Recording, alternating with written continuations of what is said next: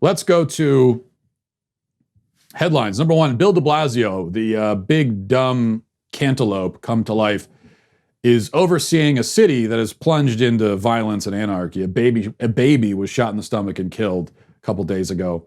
People are dying every day. But here's what he's worried about. From de Blasio, it says, "To whoever vandalized our mural on Fifth Avenue, nice try. Let's see, we've already fixed it. The Black Lives Matter movement is more than words and it can't be undone." This is what this dumb oaf is worried about. People are dying left and right, and he's focused on the mural on the street. A mural, which, by the way, isn't really a mural, can I just say? Words spray painted on the street are not a mural. That is state-sanctioned graffiti. Let's not do it the favor of calling it a mural. It's not a mural. Murals have artistic value. That doesn't. But either way, artistic value or not, it doesn't matter. No one cares about your stupid painting, you idiot.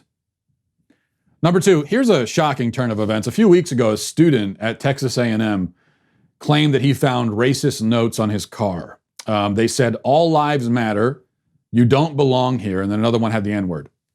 He posted it online, it went viral, media covered it, et cetera, and so forth.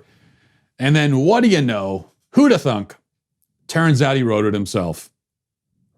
I am floored. I know you probably are too. Who could have guessed that the old racist note left on the windshield thing would end up being fake? I mean, it's only fake every single time. Who could have possibly imagined that this one would be fake too? Here's how ridiculous it's gotten.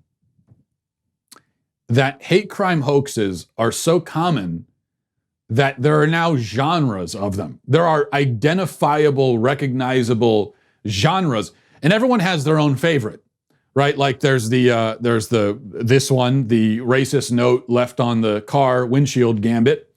There's the racist graffiti, oftentimes sprayed on a garage or side of a house or somewhere else. There's the racist note on the receipt. The fake racist note on the receipt. That's maybe my personal favorite genre of the hate crime hoax. There's, of course, the racist noose, obviously. There's the racist note on a Starbucks cup is another one. And then there are sometimes people, there's the genre-bending, genre-defying, more ambitious efforts, like the Jussie Smollett, for example. The thing is, I appreciate the Jussie Smolletts, I do. To have that ambition and to be a little bit more inventive.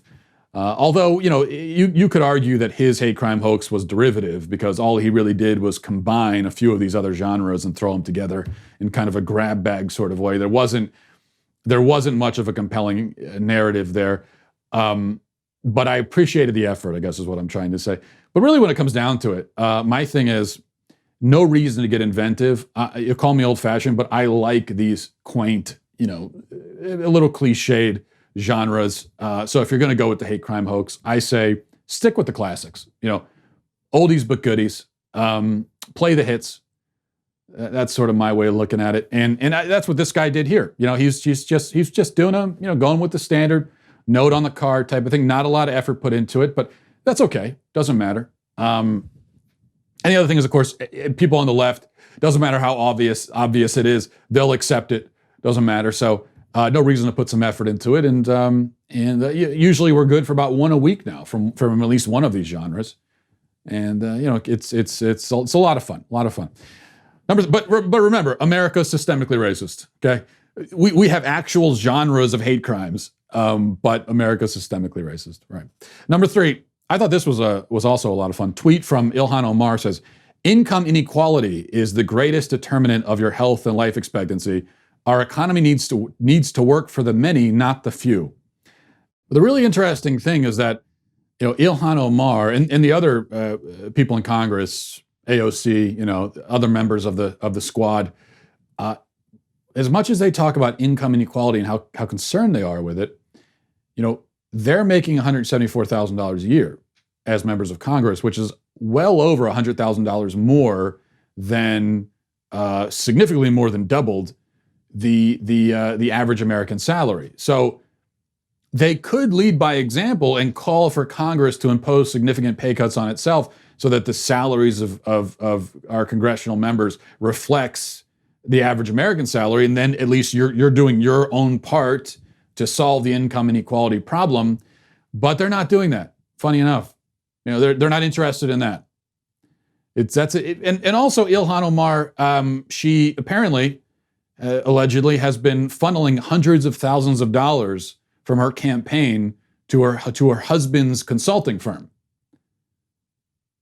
So it seems like she's not only is she not doing things to solve the income inequality problem, but she is going out of her way to perpetuate that problem by making her own income all the more unequal to everybody else's. Really strange how it works. I mean, it's almost like, call me crazy, it's almost like these people don't give the slightest damn about income inequality at all. It's you would almost think that, wouldn't you? Number 4, and as the wheel turns, another name change is being demanded. This is from the Washington Post. It says, the Texas Rangers team name must go. Members of the Texas Rangers force were violent agents of white supremacy. So Texas Rangers were next to go. I knew this was coming. I saw this coming. And what they're saying is that Texas Rangers were, white supremacists. They were violent men. They killed Native Americans, so on and so forth. Which, by the way, they were violent men and they did kill Native Americans. The only thing that oftentimes is not mentioned by the people who advocate things like this is that they were doing battle with Indian tribes who themselves were extraordinarily violent. And in fact, the Texas Rangers would have been battling the most violent Indian tribes in the entire country. The Plains Indians, the Comanches in particular, would, as we talked about last week, par for the course, standard operating procedure for a tribe like the Comanches was to invade either neighboring tribes, or it didn't matter if you were. It wasn't like they were just lashing out against white expansionism. No, they would treat you, whether you were a white outsider or an Indian outsider, they would treat you the same. And what that meant was invading your village or your tribe, killing as many people as they could gruesomely, scalping, taking scalps as souvenirs. Any men who were captured would automatically be tortured to death. Again, standard operating procedure. It was just understood that's what they would do. Babies were automatically killed. Women were gang raped and then killed. Children were taken as enforceably adopted by the tribe. And this is just how it went for centuries. This is just what they did, how they operated. And that's what the Texas Rangers were up against. They themselves were violent men. It was a violent time, and everybody was violent. But of course, the Texas Rangers were the undisputed bad guys somehow, even though they're up against people who are committing some of the most brutally horrific, violent acts you could imagine, and even a lot of stuff you couldn't possibly imagine. Even though that's the case, they're still totally the bad guys, 100%, and the other side is entirely innocent. Right. Number 5, finally, Johnny Depp, I guess, is in divorce proceedings with his wife, Amber Heard. And I've seen these headlines pop up. I don't really care, except I did see this. I did care about a little bit. I saw this photo was released today, shown in court. It's Johnny Depp passed out, covered in ice cream, and this is supposed to prove, I don't know, that he's a monstrous figure. I'm not sure. I just want to say, in his defense, okay, who has not fallen asleep covered in ice cream? Haven't we all been there? This is me 3 times a week. I mean, my wife definitely has found me on the couch late at night with a plate of food, asleep, head hanging down like that, and the food just falling off into my lap. I'm not high, I'm not on drugs, okay? I'm not drunk, it's stone cold sober, but it happens. You go for the late night snack, it's midnight, you're tired, and you fall asleep in the middle of eating. Am I the only one? Maybe I am. Maybe it's just me and Johnny Depp. Also, on a slightly more serious note, I suppose, I keep seeing these pictures of Johnny Depp in these compromising positions. What kind of wife? I have no dog in this fight at all. I don't even understand what the fight is. I mean, it's a divorce, okay? I guess that's pretty self-explanatory. But what kind of wife takes pictures of their husband Like you find your husband in a compromised position and you take a picture of him, that's your first reaction?